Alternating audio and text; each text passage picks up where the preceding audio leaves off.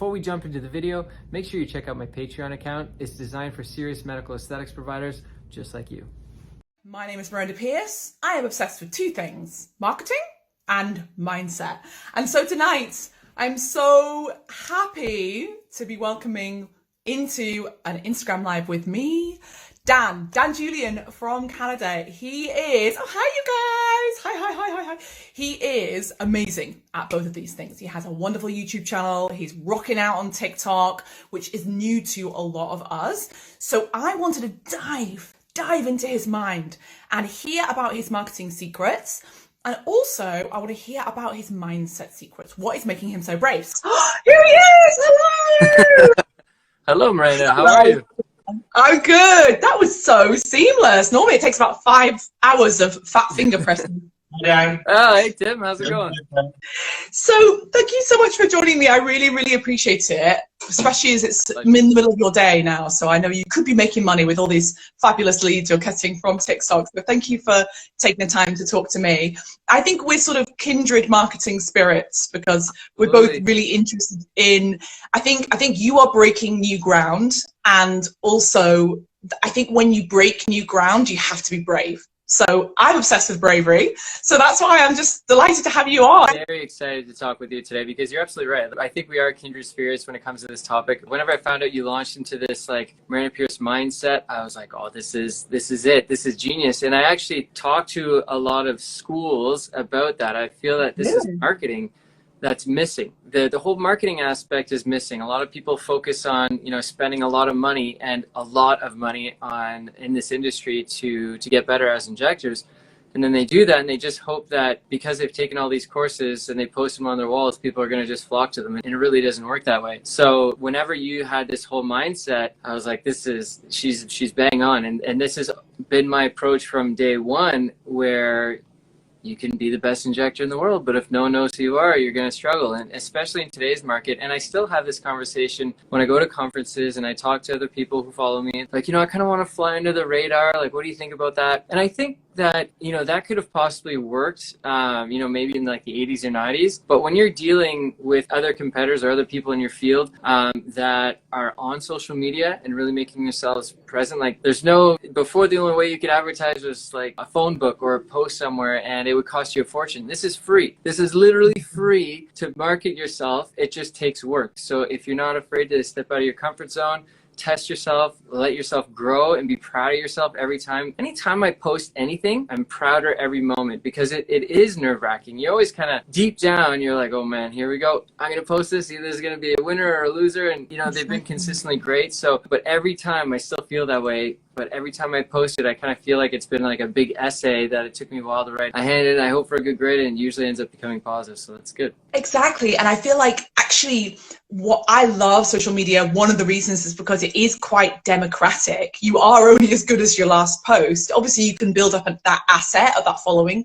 But actually, I get failures. Absolutely. Tim gets failures. And it's okay because we can learn from it and grow from it. So I want to dive into your TikTok world. But then I think you and I it's like bubbling up in us. We want to talk about the mindset. Yeah. So we'll get on to that. And actually, I think it's perfect for TikTok because let's be honest, people have so many limiting beliefs about TikTok. They don't want to dance. They wonder, is it for 13-year-olds? Will I get any patients? All of that. So tell me, super roughly, when did you get on the TikTok bandwagon and why? Okay, so TikTok, actually, you're the one who got me into TikTok. You posted something about it's really easy to get into TikTok. You just got to do it. And all you have to do is do one of these, one of these, one of these.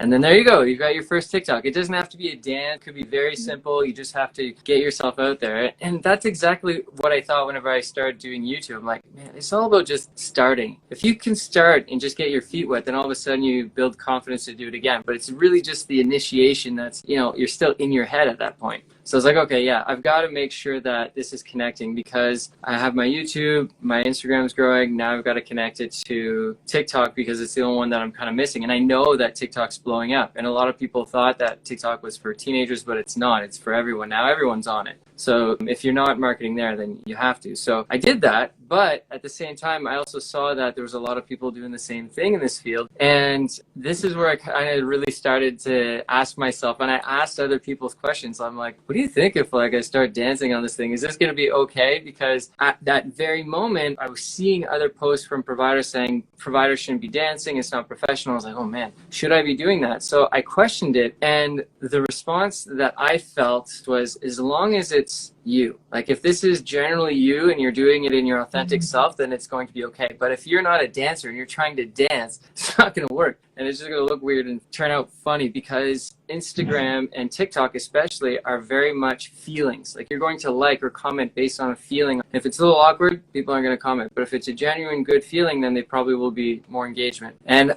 my older sister taught me how to dance when I was 10. So I was like, that's so wonderful. yeah, it was, so at that point I was like, okay, I guess I can show people I can dance at this point. So it was really cool and very positive. I absolutely love that. You know, there's a couple in the southwest of England who also dance on their TikTok, and they've got loads of followers and they're doing really well with it. But they really own it. And I saw them going to a big exhibition in London, and they were getting other people to dance with them and stuff, and it was gorgeous. But it was part of their story, part of their authentic soul, like you say. So tell me, I'm so intrigued. I know that people watching us here will be thinking, oh, TikTok is just for 13-year-olds. The patients that you do get, have you noticed anything about them? Are they younger? Do they have different treatments? Or are they just all the same as what you get off Instagram? They're pretty similar. I think they're a little on the, like, I guess for my patients, let's say if my youngest one is 17, 18,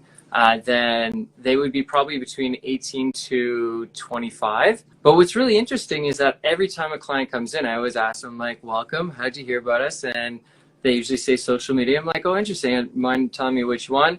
And it's usually, now seems like it's Instagram. It used to be YouTube, and then all of a sudden TikTok. And I'm like, oh, have you followed me on anywhere else? Like, nope. I'm like, really? I didn't even know that people would see me just based on TikTok, because TikTok is so friendly. Really, I'm not really doing much for education. It's more dances, letting them know that I'm around. But that's what they want. I think that they see that I'm a serious provider, I have a nice clinic, and at the same time, I'm also personable. And that relates to them. So they're going to try it out. And it's great. It's been great. That's fascinating.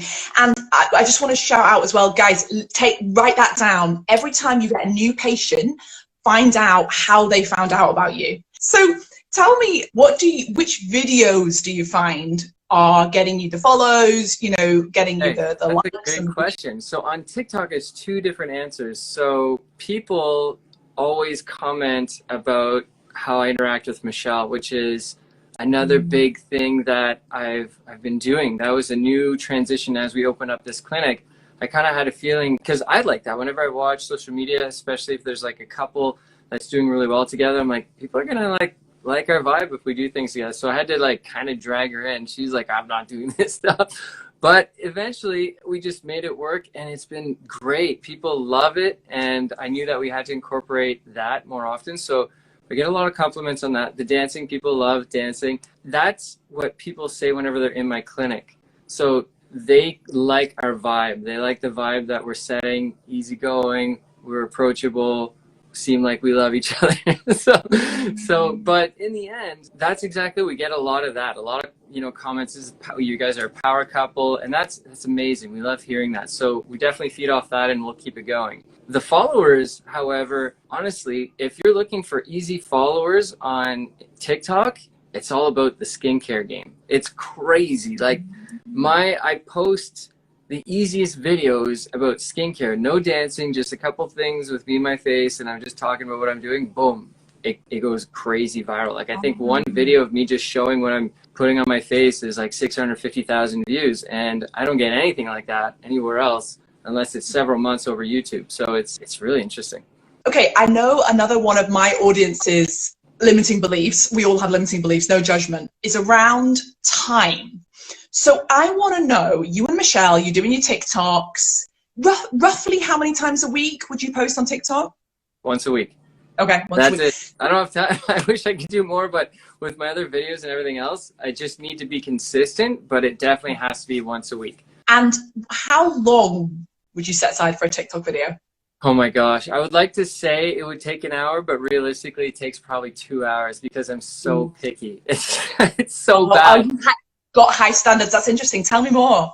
Well, again, it's all about the feel. So even if I make it look great, if I'm not getting a good feeling right away, and if I don't end with a good feeling, then I'll say we have to redo this, and I'll just have to, you know, smile a little bit more. Or I'll just ask Michelle, I'm like, yeah, I kind of feel like, and the thing is half the time it's because we've been just rehearsing for the last, 20 times that you can feel like both of us be like, okay, let's get this thing. And I'm like, I think people can feel our energy here and not love it. So let's perk it up a bit, and that's it. You just have to, all of a sudden, when everything's set up straight, you do it one more time with positive vibe, and you feel, if you're smiling when you're finished watching it, it's good to go. So that is, oh my God, that's so fascinating. So what you're saying is it's not so much about the perfection of like, oh, were we wearing the right clothes or whatever, or the lighting. It's more about the feel. Absolutely. When it comes to social media, especially TikTok, it's about the feel. It doesn't even have to be positive. It's just a genuine feeling, right? So the, what's that, SMR? Like the ASMR, the sound. That's right, the sound. So people can just,